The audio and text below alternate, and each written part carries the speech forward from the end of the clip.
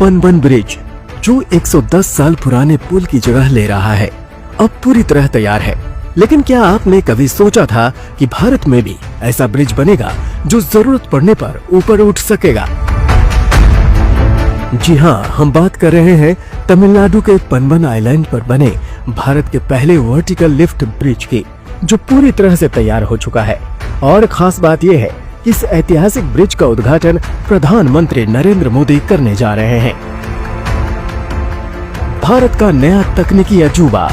इस ब्रिज के बनने के बाद भारत दुनिया के उन देशों की लिस्ट में शामिल हो गया है जहां ऐसे वर्टिकल लिफ्ट ब्रिज का चलन है। ये bridge United states, Britain, France, Germany और रूस जैसे देशों के वर्टिकल लिफ्ट ब्रिज की सूची में शामिल हो गया है। ये सिर्फ एक पुल नहीं, बल्कि भारत की तकनीकी प्रगति और इंजीनियरिंग कौशल का भी जीवंत प्रमाण है। इससे भारत की इंजीनियरिंग ताकत को एक नई पहचान मिली है और देश ने वैश्विक स्तर पर अपनी मजबूत उपस्थिति दर्ज कराई है। पनबन ब्रिज की खासियत। ये ब्रिज 2.8 किलोमीटर लंबा है और इसे बनाने में 531 करोड़ रुपए की लागत आई है। इसकी सबसे बड़ी विशेषता ये है कि जरूरत पड़ने पर इसका मध्य भाग 17 मीटर तक ऊपर उठ सकता है, जिससे बड़े जहाज आसानी से गुजर सकें। इसे समुद्री तूफानों और तेज हवाओं को ध्यान में रखकर बनाया गया है, जिससे ये 100 साल से अधिक समय तक टिकाऊ बना रहेगा।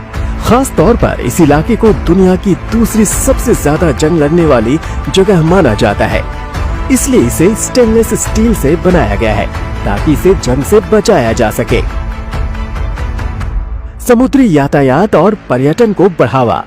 ये ब्रिज सिर्फ यातायात सुविधा ही नहीं, बल्कि भारत के समुद्री व्यापार और पर्यटन को भी नई दिशा देने जा रहा है। इसके बनने से रामेश्वरम आने वाले श्रद्धालुओं और पर्यटकों की संख्या में भारी वृद्धि होगी। इससे स्थानीय कारोबारियों को भी बड़ा फायदा मिलेगा और नए रोजगार के अवसर पैदा होंगे। साथ ही ये ब्रिज भारत के दक्षिण भारत की कनेक्टिविटी को भी मजबूत करेगा। पीएम मोदी का विजन और भारत का इंफ्रास्ट्रक्चर बूम। प्रधानमंत्री नरेंद्र मोदी के नेतृत्व में भारत में इंफ्रास्ट्रक्चर के क्षेत्र में ऐतिहासिक बदलाव हो रहे हैं। 2019 में इस ब्रिज का शिलान्यास हुआ था और अब ये तैयार होकर राष्ट्र को समर्पित किया जा रहा है। इस पुल का निर्माण आत्मनिर्भर भारत की दिशा में एक बड़ा कदम है, जो आधुनिक तकनीक और भारत की इंजीनियरिंग क्षमताओं को दर्शाता है। पनबन ब्रिज का ऐतिहासिक महत्व। ये नया ब्रिज 110 साल पुराने पनबन ब्रिज की जगह ले रहा है, जिसे ब्रिटिश शासन काल में बनाया गया था। पुराना पनबन ब्रिज भारतीय रेलवे का पहला समुद्री ब्रिज था, जो 1914 में शुरू हुआ था। हालांकि समय के साथ उसकी संरचना कमजोर हो गई थी, जिसके कारण इसे 2022 में बंद कर दिया गया। अब नया पनबन ब्रिज आधुनिक तकनीक के साथ तैयार किया गया है, जो आने वाले दशकों तक भारत की सेवा करेगा। रामनाथ स्वामी मंदिर का गौरवशाली इतिहास। प्रधानमंत्री नरेंद्र मोदी इस ऐतिहासिक अवसर पर प्रसिद्ध रामनाथ स्वामी मंदिर में पूजा अर्चना करेंगे। ये मंदिर भारत के 12 ज्योतिर्लिंगों में से एक है और हिंदू धर्म में इसका अत्यंत महत्वपूर्ण स्थान है।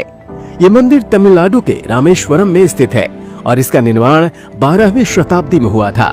धार्मिक मान्यताओं के अनुसार रामायण में भगवान श्री राम ने लंका पर चढ़ाई से पहले यहीं शिवलिंग स्थापित किया था।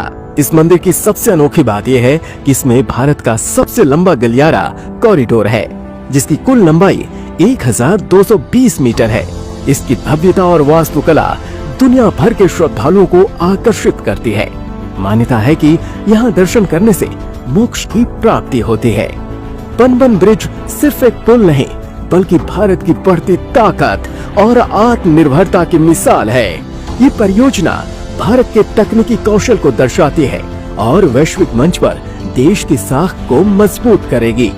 पीएम मोदी के नेतृत्व में भारत आधुनिक इंफ्रास्ट्रक्चर के नए युग में प्रवेश कर चुका है, जहां विकास और परंपरा दोनों का संगम देखने को मिल रहा है।